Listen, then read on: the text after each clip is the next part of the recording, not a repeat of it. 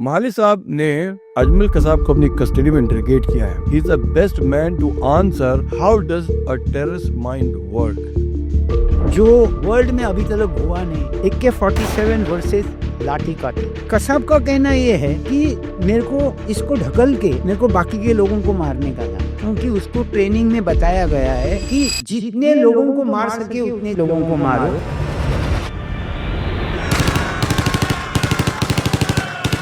Revolver की training दी है, rifle की ट्रेनिंग दी है, हैंड ग्रेनेड की ट्रेनिंग दी है कि पिन निकालने के बाद with in how many second वो हैंड ग्रेनेड फेंकना चाहिए, RDX बॉम्ब कैसे लगाना है, ये सब बात उनको 1 बरस में पूरा उनको ट्रेनिंग दी है। उसका कहना है कि जो हिंदुत्ववादी हमारे जो संगठन है, मोमेडियन लोगों को नमाज पढ़ने को ही देते नहीं, ब्रेन वॉशिंग करने के लिए बाला साहब ठाकरे का भी नाम लिया। अच्छा, वो ट्रेनिंग की वजह से इसको क्या लगा कि हिंदुस्तान में मुसलमानों के ऊपर बहुत अन्याय हो रहा है। बड़े होटल में चोरी करने के लिए ये लोग ने लश्कर तैयबा ज्वाइन किया। नॉट बिकॉज ऑफ इस्लाम, जिहाद, कुछ भी नहीं। तो उसने पर्सनल कितने लोगों को शूट किया?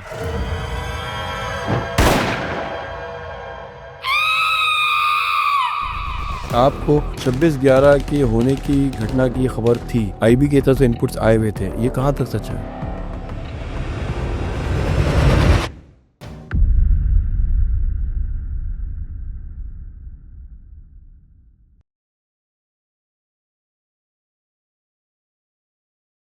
दोस्तों गुड इवनिंग, मैं हुसैन जैदी आज एजेड चैनल पे आपके साथ में एक बहुत ही ख़ास मेहमान को लेकर उपस्थित हुआ हूँ। जनाब रमेश माली साहब, आपका बहुत बहुत स्वागत है। माली साहब as a senior police inspector crime branch retire हुए थे और इन्होंने बहुत बड़े बड़े केस इन्वेस्टिगेट किए हैं अपने करियर में, लेकिन मैंने इनको आज एक ख़ास वजह से यहाँ बुलाया है। आप देख रहे हैं टेररिज्म ने फिर से अपना सर उठाया है पूरी दुनिया में। आप देख रहे हैं कि दिल्ली से लेकर के दूर दूर तक टेररिज्म जो है वो हमारे देश को, दुनिया को रक्त रंजित कर रहा है। ये टेररिज्म कैसे होते हैं, लोग टेररिस्ट कैसे होते हैं, क्या करते हैं, why do they become terrorist, इनका माइंड इतने स्क्रूड अप तरीके से कैसे चलता है, ये ह्यूमन बींग्स जो है उन लोगों का खून बहाना इनके लिए आसान क्यों होता है? माली साहब ने अजमल कसाब के साथ तकरीबन 2-3 महीने उसको अपनी कस्टडी में इंटरोगेट किया है। He is the best man to answer how does a terrorist mind work. जी हाँ, अजमल कसाब, आप जो 26/11 में आया था, जिसने इतने सारे मासूम लोगों की निर्मम हत्या की और उसके बाद गिरफ्तार हुआ। माली साहब का कहना है कि वो वर्ल्ड का फर्स्ट फिदाइन टेररिस्ट है जिसको जिंदा पकड़ा गया और माली साहब की कस्टडी में रहा हुआ। आइए माली साहब से जानते हैं इस टेररिस्ट का mind and what he wants to say and what he was expressing himself to Mali साहब। माली साहब, बहुत बहुत स्वागत है आपका। मैं पहले तो आपसे जानना चाहूँगा कि how do you feel about being an officer who has investigated और इंटरोगेटेड एक terrorist for such a long time? जब ये आपने बता भी दिया जी कि फर्स्ट फिदाइन अटैकर है जी जो पूरे वर्ल्ड में पहली बार पकड़ा गया है, जी उसका पूरा श्रेय जाता है तुकाराम ओंबळे साहब के। जी अगर वो आप सिचुएशन देखेंगे जी कि कसाब की और तुकाराम ओंबळे की नज़र हो गई और उसने देखा उसके पास एक बड़ा लंबा हथियार है। शहीद तुकाराम ओंबले, शहीद वो तुकाराम ओंबळे। स्टोरी बताइए ना ठीक से, और ऑडियंस को शायद जवान लोगों को नहीं पता होगा। कसाब और उसके साथ अबू इस्माइल, जी ये दोनों जा रहे थे सी फेस के तरफ से आगे। जी तभी नाकाबंदी तो पूरे मुंबई में लगी थी। जी ये वाकया की वजह से उन्होंने एक कार हाईजैक की थी जी और वो कार लेके ये दोनों आगे आ रहे थे। जी वायरलेस मैसेज आ गया कि ये कार में टेररिस्ट है। जी जैसे वो गिरगांव चौपाटी पे आई इन लोग की गाड़ी, ये दोनों की, गिरगांव चौपाटी में पुलिस ने उसको ठहरने का इशारा दिया। कुछ क्षण खड़े रहने के बाद उसने यू टर्न लेना चाहा। यू टर्न लेते हुए वो डिवाइडर को जाके ठोक दी। अभी इंजन हो गया जाम। जी जैसे उसने देखा कि मेरी गाड़ी ठोक गई है, मैं अभी जा नहीं सकता हूँ, इस्माइल ने फायरिंग चालू की, पुलिस ने भी फायरिंग चालू की रे। उसमें इस्माइल मारा गया। ये कसाब को मालूम था, बाहर के लोगों को मालूम नहीं था, बाहर के लोग यानी पुलिस को मालूम नहीं था। जी तो कसाब ने एक्शन ऐसी की, मैं सरेंडर हो गया। इसके लिए सब बाजू से पुलिस आ रही थी। कसाब ने देखा ये आगे है जी तुकाराम ओंबळे, उसने ये निकाला और उसने फायरिंग चालू की। जी उसमें से 5 गोलियां ओम्बले के इधर से गई जी और इधर से बाहर आ गए। अच्छा एक गोली ऐसी थी जी कि वो किधर तो भी अपने हड्डी को, बड़े हड्डी को लगने की वजह से वो टर्न हो गई और इधर एक 5 रुपए का कॉइन था, जी उसको लग के वो 5 रुपए का कॉइन सी टाइप का, जी इंग्लिश सी टाइप का हो गए। जी कसाब का कहना ये है जी कि मेरे को इसको ढकल के मेरे को बाकी के लोगों को मारने का था, क्योंकि उसको ट्रेनिंग में बताया गया है जी कि जितने लोगों को मार सके उतने लोगों को मारो, जी जिंदा पकड़ा नहीं जाना चाहिए आप, जी और आखिर में कुछ भी नहीं हुआ तो खुद को मार लो। ओके तो कसाब का इंटेंशन वही था कि सबको मारूं, क्योंकि मेरे पार्टनर को इन लोग ने मारा है। जी इसलिए जैसे ही ये उसके आन पे गिरा वो ढकलना चाहता था, लेकिन मैं छोटा था तभी एक बात सुनी थी मराठी में जी कि मेलेल्या माणसाला वजन 1.5 मन। वाह हाँ, क्योंकि वो पूरा झोंकी देता है ना, मरे हुए आदमी का वजन डेढ़ डेढ़ गुना होता है। 1.5 गुना होता है। जी जी जी तो वो ढकल रहा था, ये कसाब का कहना है। जी मैं उसको ढकलना चाहता था लेकिन वो ढकला नहीं जा रहा था।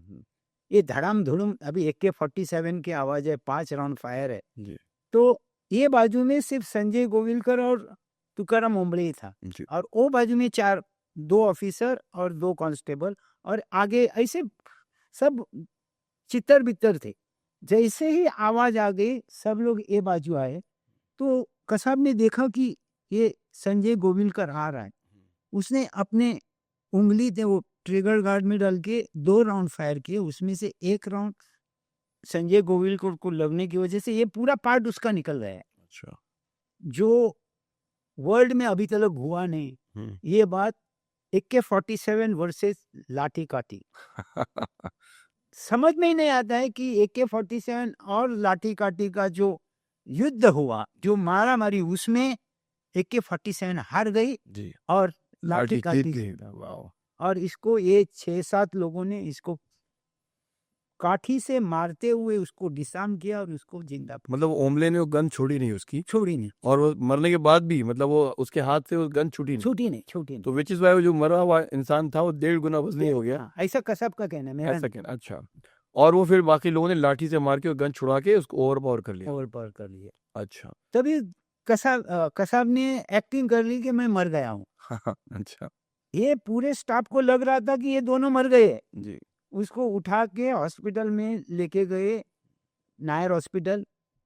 डॉक्टर ने उसको चेक किया तो इस्माइल मरा हुआ डिक्लेयर किया, जी और इसको कुछ तो भी उन्होंने क्लोरोफॉर्म और कुछ तो भी उसको सूंघाया, जी तो कसाब एकदम झट करके जागा। आई थिंक ऑक्सीजन दिया होगा लोगों ने उसको। नहीं, ऑक्सीजन नहीं साहब, अच्छा। कुछ तो भी, अगर आप ढोंग करते हो मरने का जी तो कुछ तो भी दे दे, वो झटके से वो अच्छा ऑक्सीजन नहीं दिए, अच्छा। ऑक्सीजन बाद में दिए उसको। अच्छा तो ये जगह हो गया, तभी ये बात हो गई था। हाँ और जो वर्ल्ड में जो नहीं हुआ था जी वो हो गया, अच्छा और उसका पूरा श्रेय भले बम्बई पुलिस को देवे, लेकिन मैं पर्टिकुलरली तुकाराम ओंबळे साहब को ही। बहुत हीरोइक था, बहुत बड़ी यार। बात थी वो। जी जी।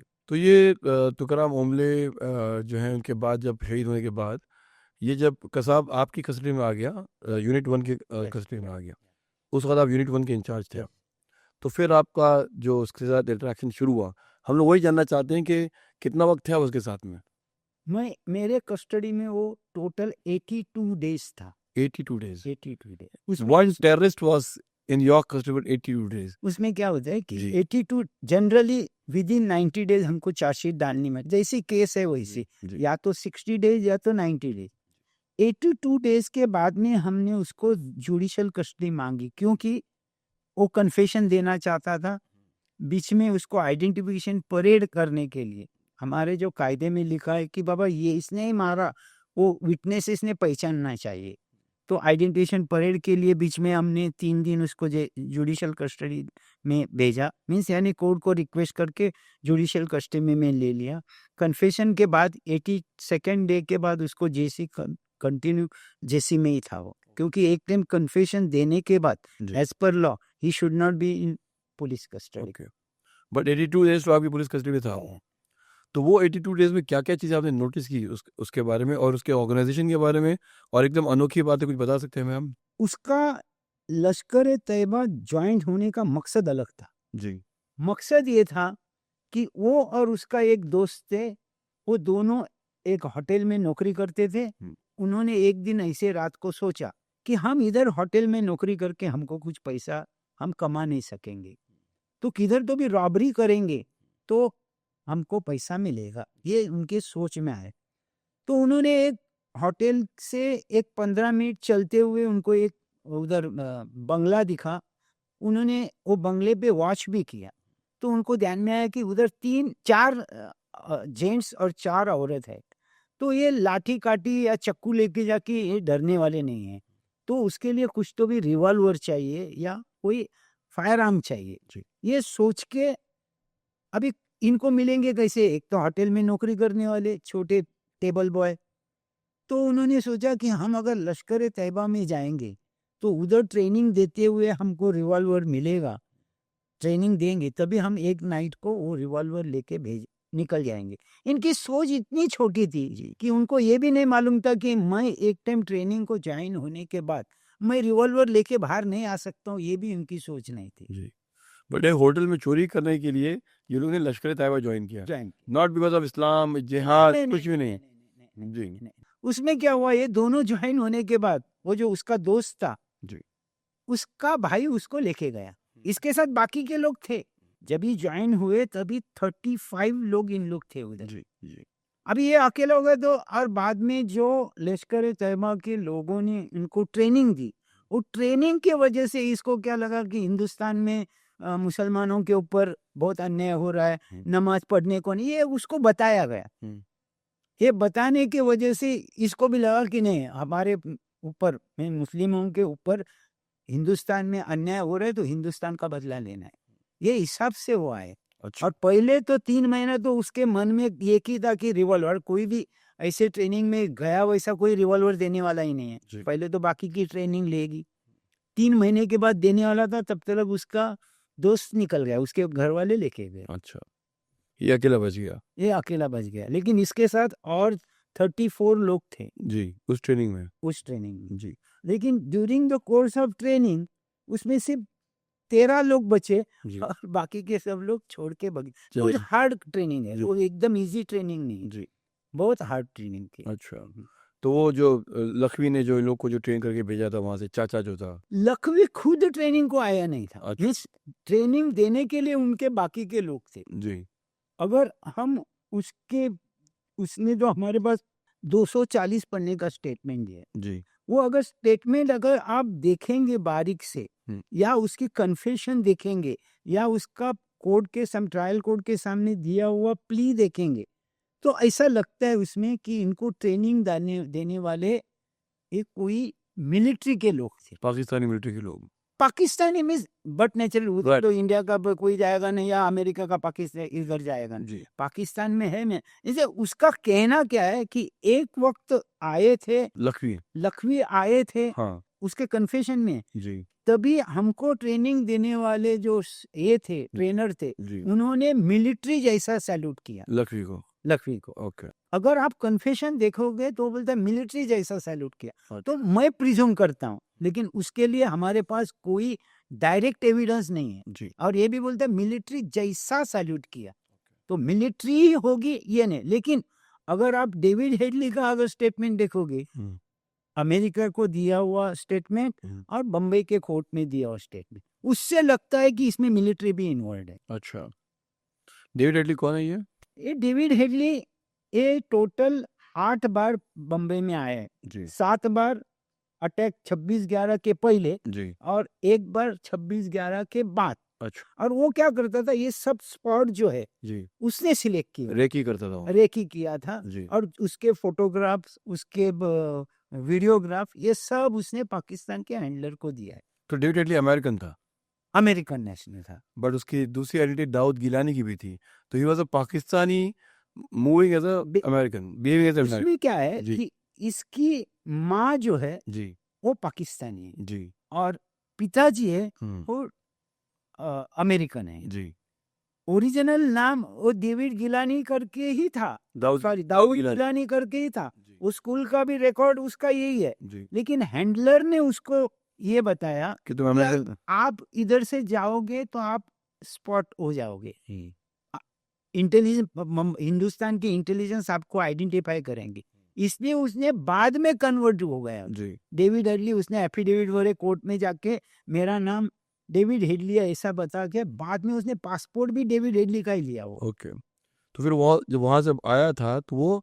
उसको वहाँ के लश्कर तोयबा ने कहा था कि यहाँ के रेकी करना हमारे अटैक के लिए, और उसने आके उसको अटैक के लिए ऐसा बोला नहीं था, अच्छा आप रेकी करके आना।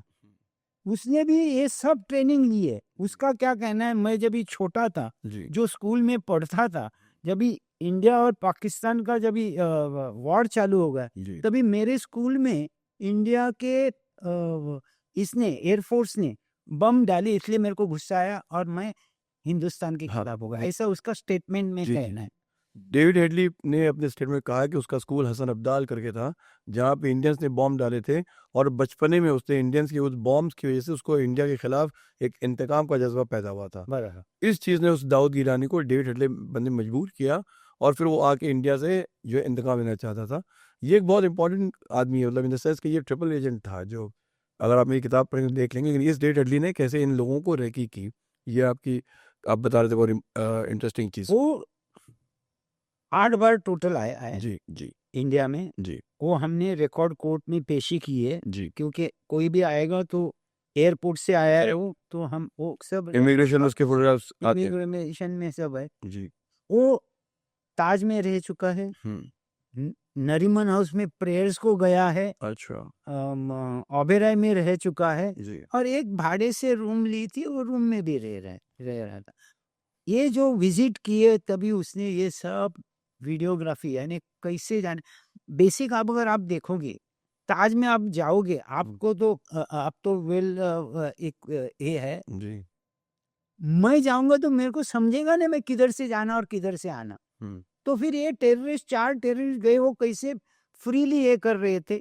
तो डेविड हेडली ने जो वीडियोग्राफी की थी, जी वो हैंडलर को देने के बाद हैंडलर ने इनको बताया था कि कैसा जाना और कैसा। जी। तो फिर ये मेरे ख्याल से डेविड जब आया तो सिम कार्ड्स भी उसने लिए थे।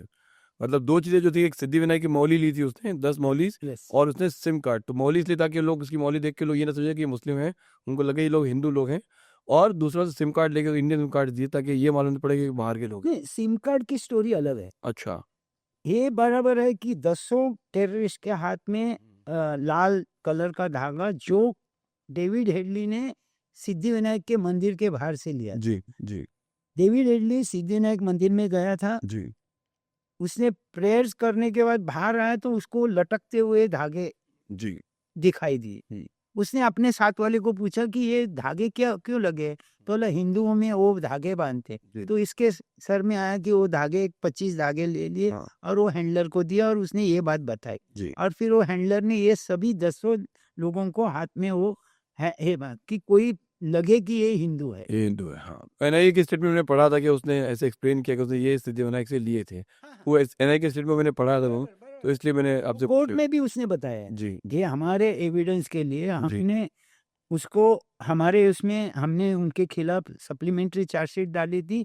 बाद में जब ये कोर्ट में उसको पेशी की थ्रू वीडियो कॉन्फ्रेंसिंग, तो उसने बोला कि मैं टेंडर ऑफ पार्डन होना चाहता हूँ। बाद में प्रोसिक्यूशन ने उसको टेंडर ऑफ पार्डन की परमिशन दी, और बाद में उसने पूरी स्टोरी 7 दिन तक वो पूरी स्टोरी क्या कैसे हुआ वो सब बता रहा। तो फिर ये सिम कार्ड की स्टोरी बता रहे अलग थी क्या थी? सरकार की स्टोरी अलग है। जी एक मीन्स अगर आप इसकी स्टेटमेंट देने को देखने को जाओ कसाब की, जी कि कसाब को हैंडलर्स ने ऐसे बताया है कि ये हम लोग कार्ड हिंदुस्तान के कोई लोगों को गुमराह करके मिलाया था। जी ये अभी मैं एक पेपर में पढ़ा हूँ, लेकिन वो कितना सच है और कितना झूठ है ये मैं नहीं बता सकूंगा, लेकिन पेपर में ऐसा पढ़ा है कि ये 25 सिम कार्ड कश्मीर के एक आदमी के पास से गुमराह करके लिए थे। जी हमारे पास उसका रिकॉर्ड कोई नहीं है, क्योंकि जिसने लेके गए वो हमको मिला नहीं है, क्योंकि हमको नाम भी नहीं मालूम।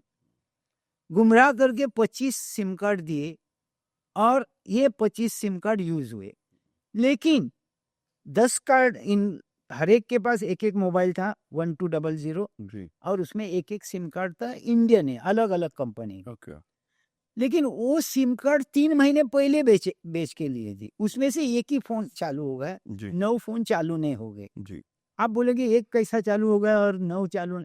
आपके प्रेक्षकों को क्या उनको ये सवाल भी आ सकता है कि एक ही चालू हो गया, 9 कैसा नहीं? जी हाँ उसका जवाब डेविड हेडली ने दिया हुआ है अच्छा कि हैंडलर ने एक मोबाइल सिम कार्ड उसको दिया था और बोला वाघा बॉर्डर के पास जाके आप फोन करो।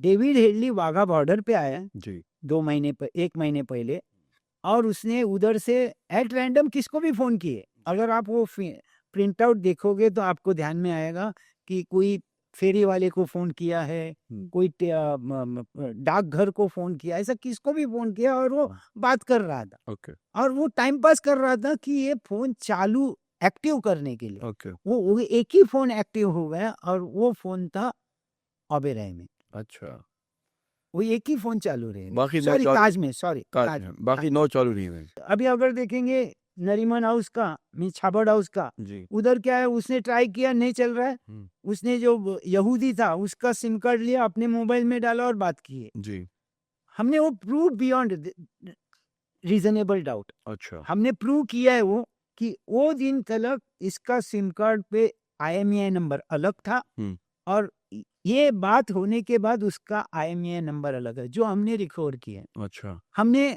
नोकिया कंपनी के इनको पूछा कि ये सिम कार्ड आपने किसको बेचे, जी क्योंकि IMEI नंबर होने के IMEI नंबर डबल किधर भी नहीं होता है। जी जी तो उन्होंने बोला कि वो पाकिस्तान में बेचे। अच्छा वो भी हमारे पास रिकॉर्ड है, उनका एविडेंस भी वीडियो कॉन्फ्रेंसिंग के जरिए हो गया है। अच्छा तो ये डेविड हेडली ने सारी बेसिक प्रिपरेशन करके उनको दे दी थी।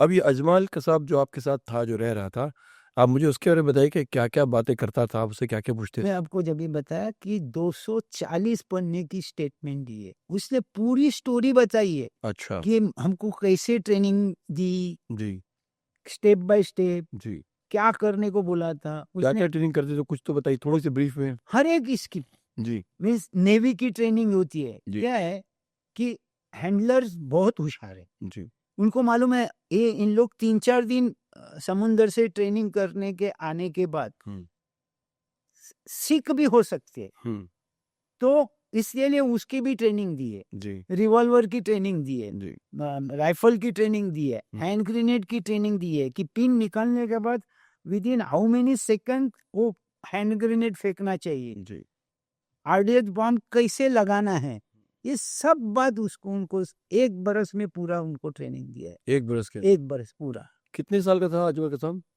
21 बरस का है, जब भी बस बम्बई में आया था। 21 साल में इतनी हाँ, ट्रेनिंग लेकिन करके? उसने इतना होशियार है, वो इतना होशियार था, जी जैसे हमारी चार्जशीट होने के बाद फर्स्ट हियरिंग डेट में जी उसने खड़ा होके कोर्ट को बोला मैं जुवेनाइल हूँ, मुझे ये कोर्ट में ट्रायल नहीं होनी चाहिए। जुवेनाइल यानी 18 साल से कम? 18 साल से कम। जी अभी 18 साल से कम होगा जी तो हमारा कानून बोलते हैं कि मैक्सिमम आप 3 बरस सजा दे सकते हो, जी फांसी तो नहीं है, हाँ जुवेनाइल को फांसी की सजा ही नहीं है, जी 3 बरस दे सकते हैं। जी तो 3 बरस के बाद ये निकल जाता था। ये उसका सर है हाँ जो कोर्ट में उसने बताया, हम्म। लेकिन उसमें ऑसिफिकेशन टेस्ट वाले करते हैं during the course of custody और ड्यूरिंग द कोर्स ऑफ ये उसने डॉक्टर को क्या बोला है, उसने जेल अथॉरिटी को क्या बोला है, वो सब हम लोग ने रिकॉर्ड पे लिया जी और वो जुवेनाइल नहीं है, that we have proved beyond reasonable doubt. तो फिर जब उसने अपना जुवेनाइल था तो ऐसे पाकिस्तानी बॉम्बे में क्या कर रहा था, क्यों आया था बॉम्बे, उसकी डिफेंस क्या है? उसका कहना ऐसा है जी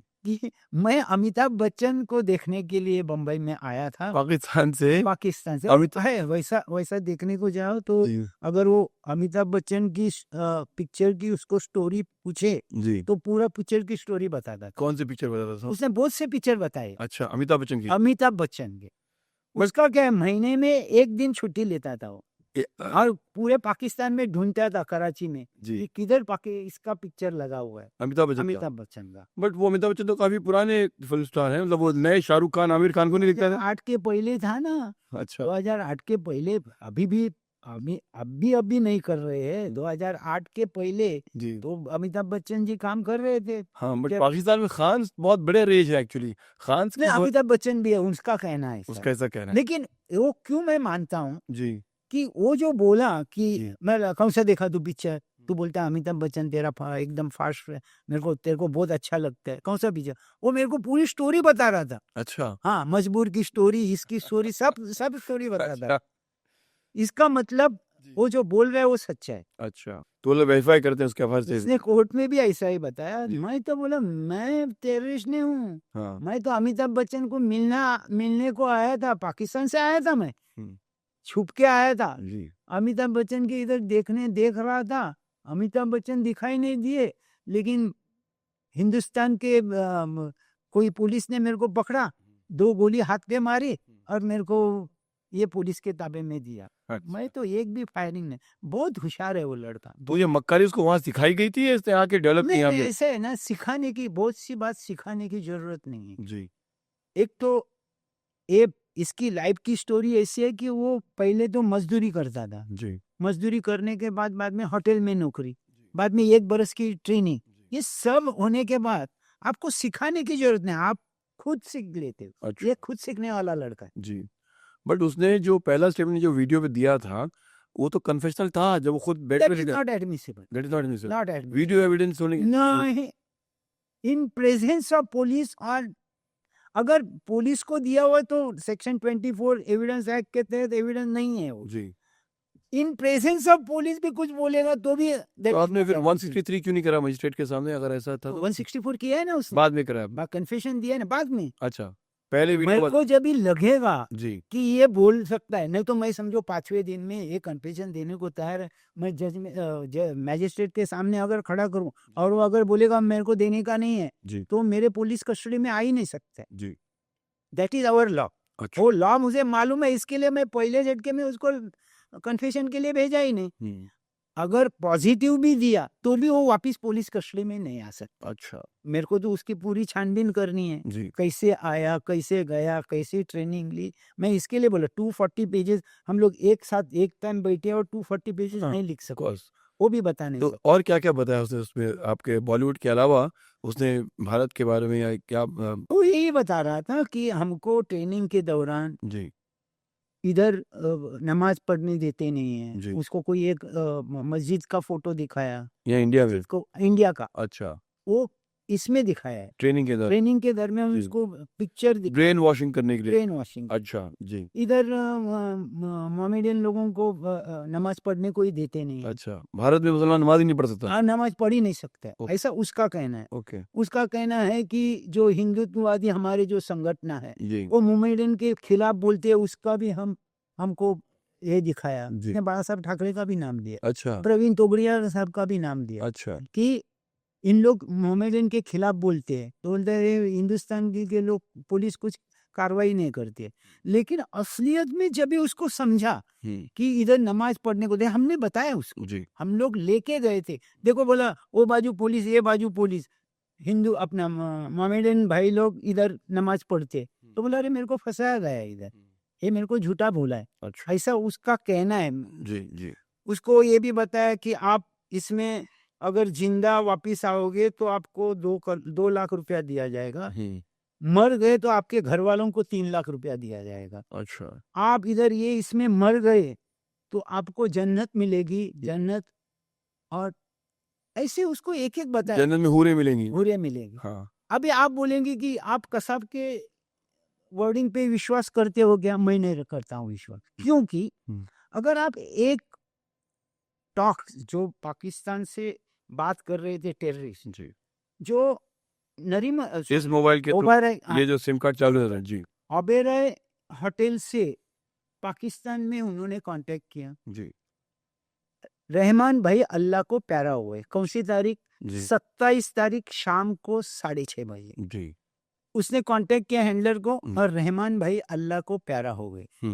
अगर आप भी वो वॉइस देखेंगे ना तो वो बहुत घबराया हुआ है। वो घबराने तो हैंडलर के ध्यान में आया, ये घबरा गया है, एक तो पहले कसाब को पकड़ा है, हाँ। अभी इसको पकड़ेगा तो और भी अपने पोल खुलेंगे, इसके लिए उसको चढ़ा रहे हैं। जी क्या कि आप बाहर आके फायरिंग करो, आप मरने के बाद ऊपर जाओगे, आपको जन्नत मिलेगी, जूरे मिलेगी, वगैरह वगैरह। आप अगर मर जाओगे तो इधर आपके घर वालों को 3 लाख रुपए, ये सब बात की है। मीन जो कसाब बोल रहे हैं तो ये मेरे को एविडेंस में मिला है। कंट्रोल की जरूरत। हाँ, that is evidence, that is admissible evidence, okay, that we have to prove जी, कि बाबा इधर से फोन गया था, वो टेलीफोन कांटेक्ट उसका ये इधर टॉक जो टैपिंग हो रहा है वो कितने सेकंड का है, ये बात की वो प्रिंट आउट में इतने second, that we have to prove. जी। वो हमने प्रूव किया है। अच्छा, ये जो कसाब आपके साथ जो रहता था, आप उसके आपने कुछ देखा कि जैसे मैं कह रहा था कि एक टेररिस्ट के माइंड में आपको क्या लगा? बड़ा विचित्र, बहुत नहीं, अजीब, अनोखा सा क्या लगा? 21 साल के बहुत से लड़के देखे आपने, नहीं, मुस्लिम लड़के देखे आपने, नहीं, नहीं, ये ये लड़का बेसिकली, अलग कुछ दिखा आपको? क्या लगा इसमें आपको? नहीं, नहीं, मैं बेसिकली आपको बोला जी, कि ये उसका मकसद टेररिज्म नहीं है। जी, स्टार्ट में ओके, 3 महीने तक उसका टेररिज्म उसके मन में जरा भी नहीं है। जी, वो सिर्फ क्या मकसद से गया, रिवॉल्वर गन लेने के लिए, लेने का, रॉबरी करने का। बट बात 3 महीने के बाद में है, जो उसको पढ़ाया गया कि मुसलमानों का रक्षक मुसल बन के आने के लिए। हाँ, हाँ, तो 1 साल में उसके माइंड में इतनी घृणा पैदा हो गई कि उसने अब आके लोगों को मारना शुरू किया। तो देखिए, वो बाला साहब ठाकरे को, प्रवीण दुगाड़े को तो नहीं मार पाया, वो ओबराय और ताज में जो बेचारे बेकसूर लोग थे उनको मार दिया उसने। सिर्फ हिंदू का मारा ऐसा नहीं है, हाँ, बहुत से मुसलमान मर गए हैं, अच्छा, बहुत से इंजर्ड हो गए हैं। बताया आपने उसको? बताना तो सवाल, उसको पेपर दिए है, तो चार्जशीट उसको दी। लगा नहीं कि मैंने क्या किया, मैंने इस्लाम के नाम पे मुसलमानों को मार दिया मैंने? नहीं, नहीं, वो उनको ट्रेनिंग के वक्त बताया गया था। जी, अगर आप देखोगे ताज में, तेरा नाम क्या, मेरा नाम मोहम्मद अली है, हाँ, मोहम्मद अली है, हाँ, नहीं मारा। अच्छा, ये वो जो मोहम्मद अली है वो एविडेंस दिया हुआ है कोर्ट अच्छा, में, अच्छा, किसने लेकिन मारा? नाम इधर सुन के मारा नहीं उसने? मारा नहीं। अच्छा, और वो टॉक में भी है, जी, ध्यान में रखो आप। जी, वो जो बात कर रहे हैं ना, ये बोल रहा है मोहम्मद अली है इसका नाम, फिर क्या कर रहा है वो, कौन सा डाला है, क्या डाला है, शर्ट कौन सा डाला है, सुनता किया है क्या, ये सब टॉक में है। इसलिए हमको सुन्नत किया मतलब उसका हाँ, सरकमसिशन। हाँ, अच्छा, राइट। तो फिर नहीं तो कोई भी हिंदू भी जान बचने के लिए बोल सकते हैं ना, मैं तो वो लोग पैंट उतार के देख रहे थे क्या? चेक हाँ, कर रहे थे लोग, पैंट उतार के देख रहे थे इसका मतलब वो दिख रहा है। सुन्नत किया कि नहीं किया किया है? है। ओके, जी, और वो अब मोमेडियन जो विटनेस है मेरा, वो बोल रहा है ऐसा हुआ कर। अच्छा, आप अगर देखोगे हम्म, इसमें 40% मेरे विटनेस मोमेडियन है, अच्छा, क्योंकि वो इंजर्ड है या उसका रिलेटिव मर गया है, ये सब है। जी, जब भी ये बात हो गई, क्या है कि अगर आदमी जो विटनेस है आज एक आधी स्टोरी बोली, जी, वो 1 बरस के बाद ऐसे ही स्टोरी अगर बताता है सेम टू सेम, तो कोर्ट में प्रिज्यूम दैट जी, कि he is a tutored witness. Okay, तो फिर मेरा वो सवाल सुप्रीम कोर्ट में आया भी था। जी, कोर्ट ने बोला कि why we should not presume that these are the tutored witness, क्योंकि 1 बरस पहले या 6 महीने पहले जो स्टोरी पुलिस को बताई है, स्टेटमेंट वैसे की वैसी स्टेटमेंट उसने कोर्ट में दी है। जी, और डिफेंस का सवाल भी वही था कि आपको ट्यूटर किया हुआ है, विटनेस बोलते थे नहीं किया हुआ है। अभी मुझे डर लग रहा था कि अगर ये ट्यूटर्ड विटनेस करके ये हो गए तो कसाब छूट सकते हैं, अगर कोर्ट ने प्रिज्यूम किया तो। जी, इसलिए मैं वो विटनेसेस को जो पर्टिकुलरली मोमेडियन है उनको बोला, तो आपको ये सब कैसा ध्यान है? तो बोलते साहब ये मैं लाइफ में पहली बार देखा हूँ रिवॉल्वर, ये इतनी बड़ी बड़ी राइफल, ये बम फटते हुए मैं पहली बार देखा हूँ, मेरा भाई मर गया, मैं कैसा भूल सकता हूँ? These are the answers from the witnesses. और यही सवाल डिफेंस एडवोकेट ने उसको पूछा है विटनेसेस को, और विटनेस का ये जवाब भी ये है। जब भी सुप्रीम कोर्ट में हम लोग तो हर दिन बैठते थे 6 महीने, तो उन्हें बोला कि हम क्यों नहीं समझे कि ये ट्यूटर्ड विटनेस है, तो हमारे वकील साहब ने बताया उनको कि सर उनका एविडेंस देखो, ये सवाल डिफेंस एडवोकेट ने पूछा था और उसका जवाब देखो क्या है। बाद में हम लोग को papers means page number 12,320, witness PW number so and so, prosecution witness number so and so, उसने पेज नंबर इसमें क्या बोला है देखो उसका जवाब, कि मैं मेरे रिलेटिव मर गए मैं भूल नहीं सकता हूँ, एक विटनेस बोल रहा है। जी, दूसरा विटनेस बोलता है मैं कभी ये राइफल का ये फायरिंग देखा ही नहीं था, पहली बार देखा हूँ। कोई विटनेस बोल रहा है अभी भी मैं सोया तो मेरे को नींद में से मैं उठ जाता हूँ, ये ऐसा हुआ है करके। तो इसका मतलब क्या है, उसका refreshing of his memory is automatically हो रहा है उसे। जी।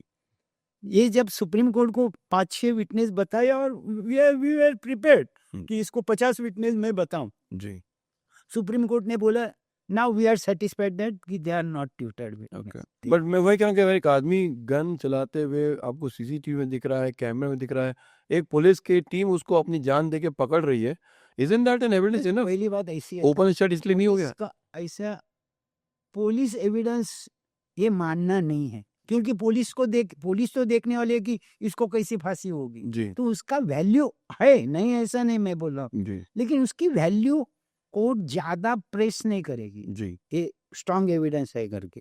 आप अगर कैटिनाज ऑफ जजमेंट देखेंगे जी तो पुलिस के जजमेंट से वैसा होता तो फिर पुलिस के एविडेंस से सब लोग कन्विक्ट हो जाते हैं। ओके हमारा कन्विक्शन रेट क्या है, 8 और 10%। जी तो वो भूल जाओ कि देखा, जी सीसीटीवी में देखा। अभी आपको मैं एक उदाहरण देता हूँ। सीएसटी से बाहर आने के बाद जी उन लोग कामा हॉस्पिटल में गए। जी विद इन दैट है टाइम्स ऑफ इंडिया के बिल्डिंग के बाहर they were trying to open the car, जी जो टाइम्स ऑफ इंडिया के बाहर है, वो सीसीटीवी ने कैच किया। अच्छा हमने एविडेंस के तौर पे उसका सीसीटीवी का ये ले लिया। उसमें क्या है कि 2 कॉपी लेते हैं हम, एक कोर्ट के लिए सील करते हैं और ये ओपन करते हैं इन्वेस्टिगेशन के लिए। जी ये इन्वेस्टिगेशन के लिए करते हुए मेरे ध्यान में आया कि इधर घड़ी में बता रहा है रात के 8 बजे। अगर मैं वो एविडेंस ऐसा ही चला जाता कोर्ट में जी तो क्या होता था, मेरी केस खत्म हो जाती। क्योंकि मेरी एक केस क्या है कि 9:50 को वो सीएसटी में आए, दैट वाज राइट टाइम। जी अगर आप सीएसटी का घड़ी देखेंगे तो 9:50 तभी बजे, इन लोग फायरिंग करते हैं, उधर घड़ी दिखता है 9:50। सब विटनेस भी वही बोलते हैं 9:50 का ही ये इंसिडेंट है। फिर इधर 8 बजे बता रहा है, यानी झूठा, कुछ तो भी गलत होगा। जी। सीसीटीवी पे जो क्लॉक है, बाद में हम लोग ने उनके आईटी के सेक्शन को बुलाया और बोला कि बाबा आपका ये 8 बता रहा है, मेरी स्टोरी ये है 9:15 9:30 के दरमियान वो आपके पास आए। जी तभी उसने देखा, तभी उसके ध्यान में आया कि उसका जो घड़ी का ये है वो टाइमिंग अच्छा पीछू रह गया है, हाँ जो सेट करते हुए। जी ये हर एक बात हमको देखना है। हम्म, अगर जरा भी नजर हटी, दुर्घटना घटी, दुर्घटना यानी I वो know, आरोपी छूट जाएगा। छूट जाएगा। हम्म। सही है। तो ये जब आपकी कस्टडी में था, एक बार भी कभी उसके दिल में ऐसा अफसोस, रिग्रेट, ऐसा पछतावा कुछ हुआ? अब ऐसा है, वो 1 बरस उधर ट्रेनिंग किया हुआ, मेरे सामने वो ऐसा बता रहा था, मेरे को रिग्रेट है घर में। हाँ लेकिन जैसे कोर्ट में गया उसका ये चेंज होगा। टू बी फ्रैंक, दूसरी जी। एक बात बताता हूँ। जी ट्रायल चालू था, एक वक्त कोर्ट ने पूछा क्या कसब बोला आज नया शर्ट डाला है, हम्म तो कसब बोला हाँ माले साहब ने दिया है। हम्म हाँ, माले साहब कस्टडी में मारते हो गया और अभी इधर नया शर्ट देते हैं क्या? बोला माले साहब ने कभी भी मारा नहीं है। हम्म, ऑन द कॉन्ट्री वो बोलते हैं कि मैं कस्टडी में था, मेरे को 2 ड्रेस दिए, अच्छा और सच बात है वो 2 ड्रेस दिए। अभी तो मैं एक ही मांगा इसलिए एक दिया, नहीं तो 2 भी देते थे। क्या है, मैं अलग नजरिए से देख रहा था उसको कि ये एकदम गरीब है, इसका मकसद अलग था, वो रॉन्ग ट्रैक पे चला गया। लेकिन रॉन्ग ट्रैक पे चला गया इसलिए तो छोड़ भी नहीं सकते, क्योंकि इतने लोगों को मारा है उसने। और सजा देना मेरा काम नहीं, मेरा काम क्या है, एविडेंस कलेक्ट करो, कोर्ट के सामने पेश करो, लेट द कोर्ट डिसाइड। ये मैं किया हूँ। तो उससे पर्सनल कितने लोगों को शूट किया? नहीं, ऐसा अगर देखने को जाए, आप जजमेंट देखोगे, जी क्या है, ये गोली से पिक्चर में दिखती है, ऐसी गोली जाती है और उसको लगती है, इसमें दिखती नहीं है। अच्छा आप एकदम सही सवाल पूछे। मैं जी एक पंजाब की जजमेंट थी जी सुप्रीम कोर्ट की, 2 टेररिस्ट को पकड़ा है, ट्रायल कोर्ट ने वो दोनों टेररिस्ट सरदार जी को फांसी दे दी, हाई कोर्ट ने फांसी दी। सुप्रीम कोर्ट ने क्या बोला है, सुप्रीम कोर्ट बोलती है कि कौन से गोली से कौन मर गया, that was not proved by the prosecution, और फांसी से उसको लाइफ लाई। तो यही जजमेंट मैं पढ़ने की वजह से मुझे मालूम था, जूनी केस है, जी बोले ये सवाल पैदा हो सकता है। तो मैं क्या किया था, जो 166 मर गए उसके बारे में मैं हमारे एफएसएल को एक लेटर लिखा, forensic science laboratory science laboratory, जी उनको एक लेटर लिखा कि ये कसब का राइफल जो विटनेस बोल रहे हैं, जो रिकवर किए, इसके राइफल से जो मर गए हैं उनके शरीर में कोई डिसीज के शरीर में गोलियां मिली थी जी। तो हमने पूछा कि इसके राइफल से छूटे हुए गोलियां किसके शरीर में, तो उन्होंने 6 लोगों के नाम दिए जी। कि ये आदमी के डेड बॉडी में इससे उठे हुए एक्सपर्ट है दैट कैन बी जिस उसको ग्रूज का वगैरह उससे निकालते हैं। So that is called forensics and ballistic हाँ, जो evidence है। जी। बराबर। जी। तो अगर आप कसाब की जजमेंट देखोगे तो जैसे उसको 6 फांसी की सजा हुई, जी। एक फांसी की ये सजा है कि आपके वजह से 6 लोग मर गए, इसके लिए फांसी। अच्छा। मेरे को अभी पब्लिक को कहता है ऐसे दिया है 5 फांसी हो गए, नहीं, इसमें उसको सजा मिली 6 लोगों को मारने, तो मैं वो पंजाब का जजमेंट देखता हूँ जी। कि अभी ये छूटेगा नहीं, अच्छा। ये लाइव के तरफ आएगा नहीं, इसको फांसी। कितने लोगों को 6 लोगों से गोली? 6 लोगों के शरीर में इसके राइफल से उठी हुई गोली मेरी। अच्छा। और कोई ग्रेनेड वगैरह कुछ उसने फेंके वो? ग्रेनेड में क्या, ये पर्टिकुलरली ये ग्रेनेड से मिला ऐसा नहीं हो सकता, इसने फेंका हुआ ग्रेनेड ये नहीं मिल सकता है, यही एविडेंस है कि इसके वजह से ये 5-6 मर गए, एक ही मिल सकता है। तो इसको कस्टडी में आप लोग खाना क्या खिलाते थे अजमल कसाब को? खाना जनरली बनता है, जी। लेकिन एक क्या है आपको याद होगा जी। कि तभी कुछ ईद वगैरह थी, रोजा था, हाँ। तो मैं धर्म के बीच में नहीं आऊंगा, क्योंकि मैं इधर अगर अन्याय करूं तो ऊपर मेरे को छोड़ेंगे नहीं, ये मुझे अच्छी तरह से मालूम है। कसाब को पूछा कि तेरे को रोजा करना है क्या, लेकिन साहब बोला मेरे को सुबह खाना चाहिए और छोड़ने के लिए जो शाम को टाइम है, 4-5 बजे सुबह में मेरा ज्यादातर एरिया मोमेडियन लोगों का है, आपको भी मालूम है जी। हमारे पास वो शाम का जो खाना आता था खजूर ये वगैरह, उसमें से एक ये वो उसको दिया जाता था चेक करके हर साथ कि जहर तो नहीं है। नहीं तो जहर है तो मैं मर गया, वो मरेगा बेचारा, लेकिन मैं भी मरूंगा, वो चेक करने के बाद उसको दिया जाता। आप बेचारा बोल रहे हैं। और इसके वजह से वो 30 दिन जो है वो महीना रमजान का उसने रोजा भी पकड़ा हुआ। नॉन वेज खाना खाने देते उसको खिलाते थे? हमारे पास नॉन वेज नहीं खाया है, एक आध दूसरे दिन खाया होगा, ईद की बिरयानी कुछ ऐसा? नहीं वो जेल कस्टडी के बाद में की बात है, इधर नहीं हो, पुलिस कस्टडी में उसको नॉन वेज खाने नहीं मिला उसको? 82 डेज में तो 30 दिन तो रोजा ही है उसका जी। तो सवाल ही नहीं पैदा होता है खाने का, और ये रेगुलर खाना, लेकिन वो भत्ते का खाना नहीं खाता था। अच्छा। मैं देते नहीं थे हम। अच्छा, भत्ते में खाने में क्या होता है? भत्ते दाल और राइस, खाली दाल? भाजी, हाँ, और भाजी रहेगी कुछ तो, लेकिन वो हम देते नहीं थे। तो क्या देते उसको? हम हमारे डब्बे में से हम लोग 8-10 जन खाना खाने को बैठते थे, किसका भी डब्बा एक निकाल के उसको देते हैं। उसका मकसद ये था जी। अगर भत्ते वाले को किसने तो भी कुछ किया जी। या पैसा देता है बोला या धमकी दी और उसको जहर दिया और मर गया तो जी। डर, मेरे को भी डर है, वो मर गया तो मैं मरूंगा। तो आप उसकी जीवन की सुरक्षा के लिए नहीं देते? सुरक्षा नॉट बिकॉज उसको अच्छा खाना उसको सजा देना है नहीं देना है छोड़ना है वो कोर्ट का काम है, मेरा काम नहीं है। जी। मेरा काम क्या है, collection of the evidence and produce before the court, अच्छा। Let the court decide. तो अभी एक इंटरेस्टिंग सवाल जो कोर्ट में आप बता रहे थे कि माले साहब ने मुझे कोई मारा नहीं है, क्राइम ब्रांच तो थर्ड डिग्री टॉर्चर करती है सारे केस। आप मेरे बारे में एक भी, मैं तो ये एक ही केस तो नहीं किया हूँ जी जी, मैं तो सैकड़ों केसेस किया हूँ। हाँ, तो सैकड़ों केसेस में एक भी आरोपी सामने लाओ कि माले साहब ने मारा बताने वाला, तो मैं कभी भी मैं देखो साहब ऐसा है जी, अगर आपके पास पेशेंस चाहिए, जी, आपको क्या चाहिए, जी, वो हाँ बोला मैं गुनाह किया, हाँ, that is not evidence at all. जी, वो उसके मुंह से उगलवाना है, मार के ही उगलवाना। अभी गए वो दिन बोल के मार के अगर शैतान भी भागता है बोलते हैं नहीं, वो मैं अलग तरह से बोलता हूँ, जी, मीठी बात करो तो शैतान भी बोलेगा। अच्छा, मेरा ब्रीद वाक्य वो है। तो ये सिंह उसको कोई थप्पड़ झप्पड़ मारा नहीं गया? जरा भी नहीं, इसलिए तो ओपन कोर्ट में वो बात की कोई प्रेस वाले ने बताया, लिखी नहीं। जी, ये जो बात हो गई कोर्ट के सामने कि कस्टडी में रहते टाइम माले साहब मारते थे और अभी तेरे को शर्ट पैंट दे रहे थे, बोलता माले साहब ने कभी भी मारा नहीं, मेरे को ये लास्ट ईद के टाइम ये किया, मेरे को ये रखने को दिया ना, अपना क्या रोजा रखने को दिया जी। ये कोई पेपर वाला नहीं लिखेगा जी, उनको स्टोरी नहीं लगता है वो। अच्छा, लेकिन वो लिखनी चाहिए थी, ये तो ओपन कोर्ट में हुई है। जी जी जी, करेक्ट।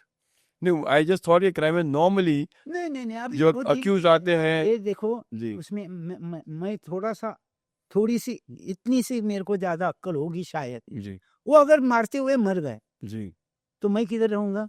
तो ख्वाजा यूं आप सोच अगर स्टोरी देखेंगे जी आप मैक्सिमम, जी तो 99.99% पुलिस ऑफिसर वेर कन्विक्टेड जी for custodial custodial death. Custodial yes ये कभी केस छूटी मेरे ध्यान में नहीं है। जी मैं तो सुप्रीम कोर्ट की जजमेंट पढ़ता हूँ, हाई कोर्ट की जजमेंट पढ़ता हूँ, उसमें जब भी उसको पकड़ा that time not a single mark of assault on his person. Okay panchnama है, मेडिकल करते हैं, डॉक्टर भी लिखता है no external injury has been seen. अगर उसकी डेड बॉडी कस्टोडियन में मिले तो असॉल्ट आपने और उसको बहुत प्रेम से संभाल के रखा सबको मैं क्या बोला हूँ ना, मैं आपको बोला ना, मेरा काम क्या है, जी मेरे को ऊपर वाले ने काम क्या दिया है, जी इन्वेस्टिगेशन करो, अरेस्ट करो, इन्वेस्टिगेशन करो और कोर्ट में पेशी करो। Late the court decide, court का काम है, कोर्ट का इन्वेस्टिगेशन नहीं करती है। अच्छा ये ऊपर वाले ने हर एक को हर एक का काम दिया हुआ है, जो मैं मानता हूँ। जी हम बोलते हैं कि ये झाड़ू वाला है, ये क्या, अगर वो झाड़ू वाला 4 दिन स्ट्राइक पे गया तो हमारे पास हॉस्पिटल में लाइन लगती है। हम वो उसको क्या है, एकदम सादा है, सादा नहीं है वो, उसके जगह पे वो बड़ा है। तो ये जो बात अभी फिल्म में दिखाई जा रही है, इससे पहले लोग कहते आए हैं कि आपको 26/11 के होने की घटना की खबर थी, आईबी की तरफ से इनपुट्स आए हुए थे, ये कहाँ तक सच है? देखिए आईबी अलग है, वो जी। दिल्ली में बैठते हैं, वो जी। मेरे को बताएंगे नहीं। जी मेरे पास इंफॉर्मेशन नहीं थी और मेरे हिसाब से ये झूठ बात है। अच्छा अभी कोई बोलते हैं कि हिंदू टेररिस्ट है, हर एक अलग अलग अपना अपना, कोई बोलते हैं कि कसाब, ये स्टोरी में भी देखो, जी कसाब 2 दिन पहले बियर पी रहा था, कौन सा है वो होटल, हो ताज के बाजू में है, जी जी लियोपोल्ड जी लियोपोल्ड में बियर पीते हुए मैं देखा। ऐसे बोलने वाले विटनेस है मेरे पास, अच्छा मैं उनका दबाया नहीं, जी स्टेटमेंट लिया, अच्छा और वो कैसा झूठा है that I have proof. Okay CCTV में है, किधर दिखता नहीं है। जी इसमें ये पूछा, विटनेसेस को पूछा, किसने देखा नहीं है। ऑन द कॉन्ट्री, वो जब भी बधवार पार्क में उतरा तो एक विटनेस बोलता है इससे मेरा झगड़ा हुआ था, जी इसका मतलब वो वही दिन है। जी एक आप बोल रहे हैं कि ये गोकुल होटल करके है, मीन्स जी लियोपोल्ड होटल से हम ताज में जाएंगे, बीच में एक लियोपोल्ड होटल, आपने सॉरी गोकुल होटल है। जी कोई बोलता है वो कसाब उधर 3 महीने पहले से नौकरी कर रहा था, विटनेस है साहब। अच्छा। मैं दबाया नहीं, उनकी स्टेटमेंट वैसी ही ली है। मैं ये बात सच नहीं है, आप कह रहे हैं कि आपको कोई पहले से अलर्ट नहीं था इस बारे में? मुझे इसका एविडेंस जरा भी नहीं मिला है कि पहले मालूम था। ये एक है, मैं बोलता हूँ, वो भी आपको बताता हूँ। जनरली क्या होता है कि बाबा 26/11/2008 हो गए, अभी आप अगर अभी देखोगे, अभी भी बोलते 26/11 हुआ था, अभी इधर अलर्ट रहो, पुलिस अलर्ट रहती है। कुछ रमजान ईद आया, ईद आई, ईद के टाइम अलर्ट। इसका मतलब ऐसा नहीं कि वो दिन कुछ होने वाला है। जी अलर्ट यानी सब अपना वो जो त्योहार है, या मुसलमानों का हुए या हिंदू का, वो अच्छी तरह से जाना, जी इसलिए हम लोग अलर्ट रहते। तो आपने इसमें कोई बुक लिखी इसके बाद में? मैं इसके बारे में एक क्यों लिखी वो भी मैं आपको बताता हूँ। जी बहुत से बुक इसमें लिखे गए, जी उसमें क्या पुलिस ने काम ही नहीं किया है, पुलिस देखते रह गए। मैं एक चैप्टर वो बुक में लिखा हूँ, अच्छा ये पुलिसांचं काम नहीं, पुलिस का काम नहीं है। हमारा काम क्या है, लॉ एंड ऑर्डर सिचुएशन देखो, इन्वेस्टिगेशन करो, वीवीआईपी आएगा उसका प्रोटेक्शन देखो, ये हमारा काम। जी ये जो है हैंडलिंग ऑफ द टेररिस्ट, जी ये हमको ट्रेनिंग नहीं है, ये उनका ही काम है जी जो एनएसजी है। मिलिट्री बोलते हैं मेरा काम नहीं है करके, मिलिट्री बोलते हैं जो आदमी अपनी जान को डरता है जी उससे हम फाइट करते हैं, जो डरता नहीं है हम उनसे फाइट नहीं कर सकते।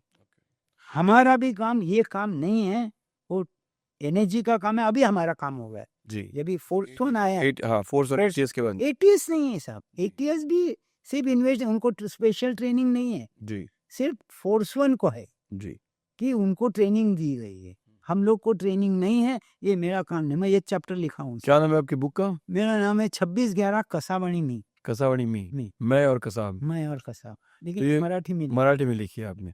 तो इसके राइट्स आपने दे दी किसी को? मैं कोई फिल्म बन रही है? देखे बीइंग यू करके एक कंपनी है सिंगापुर की, जी। उनको मैं मेरी राइट्स दिए कि वो पिक्चर बनाए। अच्छा। अभी 2019 में मैं राइट्स बेचा हूँ। जी। मेरे को जो भी पैसा है हमारे एग्रीमेंट के तहत मुझे मिला है, ओके। लेकिन उनके कुछ डिफिकल्टीज है, वो नहीं हो पा रहा। इसके बाद आप कुछ और कर रहे हैं? कसाब की किताब के बाद कोई नेक्स्ट काम? मैं अभी सोच रहा हूँ, जी। बहुत से जो ये स्टडी करते हैं जी। उनका बहुत से मैं लोगों से बात किया, लेकिन अब अभी तक पाकिस्तान में या कनाडा में या अमेरिका में जो टेररिस्ट मारे गए जी। उनके बारे में कितने मारे, कोई बोलता है 10 मारे, कोई बोलते हैं 12 मारे। मेरे पास रिकॉर्ड है कि 60 लोगों को मारा है। 60 लोगों को 60 लोगों को मारा जो इंडिया के विरुद्ध जो टेररिस्ट है? हाँ, कहाँ मारा है और कितने? पाकिस्तान में कुछ जा मारे, ज्यादातर पाकिस्तान में मारे, जी। कुछ कनाडा में मारे है, कुछ अमेरिका में मारे। कितने पीरियड में? ये 3 बरस में 3 बरस में 60 60 दुश्मनों को भारत ने मार दिया। पूरे इसमें 2 केसेस में एक्यूज अरेस्ट किए हुए, 60 में से 2। 60 में से 2। जी। स्टोरी भी एक ही है। जी। वो आदमी काम कर रहा है, टेररिस्ट जी। अभी सुधर गया है, जी। कुछ बिजनेस कर रहा है, मोटरसाइकिल से 2 जन आते हैं, हम्म। एक चलाता है, वो पीछू बैठने वाला फायरिंग करते हैं, निकल जाते हैं। जी। एक जो केस में कनाडा में पकड़ा हुआ है, वो ऐसे बता रहा है जी। कि कार से आए, जी। फायरिंग किए, वापस कार में बैठे और कार लेके भग गए। 2 किलोमीटर जाने के बाद उन्होंने वो कार जला दी जी। और मोटरसाइकिल लेके जा रहे थे, जी। उनको पुलिस ने पकड़ा। जी। वो जो टेररिस्ट है उसको जब पुलिस ने पकड़ने के बाद जब चार्जशीट डाली, वो कोर्ट ने जाके बोला मेरा गुनाह मुझे कबूल है, उसको लाइफ लगा दिया। कौन था ये आदमी? आदमी का नाम याद नहीं है मुझे, लेकिन फॉरेनर है, इंडियन नहीं। तो देख किसी बाहर वाले को पकड़ के हम लोगों ने काम असाइन कर दिया पॉसिबिलिटी कैन नॉट कि बी। तुम ये भारत के दुश्मन को मार दो और हम तुम्हें पैसे दे देंगे। शायद हो सकता है, लेकिन हमारे पास वो लिंक नहीं है, मेरे पास तो नहीं है जी। कि बाबा किसने तुम्हें कैसा। बट 60 नाम है आपके पास? 60 नाम है और आपकी स्टोरी है, कितने तारीख को, कितने बजे, किधर मारा है वो आदमी, वो टेररिस्ट अभी को बहुत से बिजनेसमैन हो गए हैं। जी। ये सब स्टोरी है। हाँ, सब वाइट मैं कॉलर सोच रहा हूँ जी कि वो बनाने का, जी। देखते हैं आप जैसा कोई। बट 3 साल में आपने कह रहे हैं कि 60 लोगों का तो बहुत बड़ा अचीवमेंट है वो। तो आर यू सेइंग कि अब इजराइल की तरह भारत भी जाग गया है और अपने दुश्मनों को चुन चुन के पीछे जाके मैं मार रहा है? आपको वापिस रिपीटेडली बोल रहा हूँ, जी। भारत ही मार रहा है क्या मैं बता नहीं सकूंगा, जी। क्योंकि अपने पास अभी ये पकड़ा गया था, क्योंकि इसमें पकड़े जाते तो फिर उसका लिंक समझता था। जी। ये जो लड़का पकड़ा गया है वो तो नाम ही नहीं बता रहा है। उसने कोर्ट में जाके बोल दिया मेरे को मेरा गुनाह कबूल है। उसका मेरे हिसाब से उसका पर्सनल दुश्मनी जो मर गया, उसका पर्सनल दुश्मनी तो कोई नहीं होगी, क्योंकि वो इंडियन है, वो सरदार जी है, जी। और ये तो फॉरेनर है। जी। कहाँ पे हुआ था इंसिडेंट? शायद कनाडा में। और दूसरा स्टोरी कहाँ का था बता रहे थे आप? हाँ, वो उसका पार्टनर। अच्छा। मैं बोला ना, कार में 2 आए, जी। फायरिंग की, जी। वापिस कार में बैठे, 2 किलोमीटर गए, जी। कार जला दी, मोटरसाइकिल लिए चले गए, दोनों को पुलिस ने पकड़ा और बाद में दोनों को कन्विक्शन है। 58 केसेस अनडिटेक्टेड हैं, mysteriously 59 mysteriously killed India enemies. Same story है, सेम सबकी स्टोरी सेम है। जी। मोटरसाइकिल से 2 आए, पीछू बैठने वाले ने फायरिंग किया, जी। गाड़ी में वापस बैठा, निकल गए, सब स्टोरी सेम। तो ये कहानी आप लिखना शुरू करने वाले? चालू, मेरे पास मटेरियल सब है जी। आपके जैसे कोई गुरु मिले तो जरूर हम वो लिखेंगे। आप जरूर लिखिए माली साहब, I am ready to help you in whatever way. Thank you very much Mali साहब, आपने इतनी बहुत बढ़िया कहानियाँ हमको सुनाई हैं, और ऑडियंस अपने कमेंट में हमसे सवालात कर सकते हैं। हम माली साहब को फिर से बुलाएंगे अगर आप इंटरेस्टेड हैं उस 59 कहानियाँ सुनाने के लिए। मतलब कुछ एक सुनाएंगे, आज वो नहीं सुना रहे हैं क्योंकि वो अपना ये खजाना मैं उसका स्टोरी नहीं ऐसा नहीं, मैं सुनाने को रेडी हूँ, लेकिन मेरे को आप अभी पूछे ना किसको मेरे को रियलिटी में नाम नहीं मालूम, नहीं तो अभी मैं आपको उसका फोटो चाहिए था, मैं आपको दे दिया, मैं छुपा के नहीं रखता हूँ। नहीं, मैं यही कह रहा हूँ, क्या है वो सब पेपर में आया हुआ है जी, लेकिन वो देखने का नजरिया किसका नहीं है। अभी आपको मैं पूछूं कितने मारे, आप बोलेंगे 50 मारे, लेकिन मेरे पास 60 है, क्योंकि मैं देखता ही रहता। नहीं, मैं 15 गिन रहा था, मैं 15 93 के 10 अक्यूज से 5 और लोग थे, 15-20 गिन रहा था मैं। 60 60 आपने बोल के उसको 4 गुना बता दी। टोटल मैं पाकिस्तान, अमेरिका, कनाडा। जी। इसमें टोटल इसमें 60 तो ये ना हमारी एजेंसियाँ काम कर रही हैं, इससे बड़ी खुशी की बात है हमारे लिए। अब मैं बोलने पड़ा। आप फिर किताब कैसे लिखेंगे माली साहब? So well, I'm saying that we are very keen to hear the story from माली साहब and thank you very much for coming. Thank you sir. और बहुत बहुत शुक्रिया। आप प्लीज़ कमेंट में बताइए हमें कैसे लगी आपको ये कहानी। बहुत बहुत शुक्रिया, धन्यवाद, थैंक यू।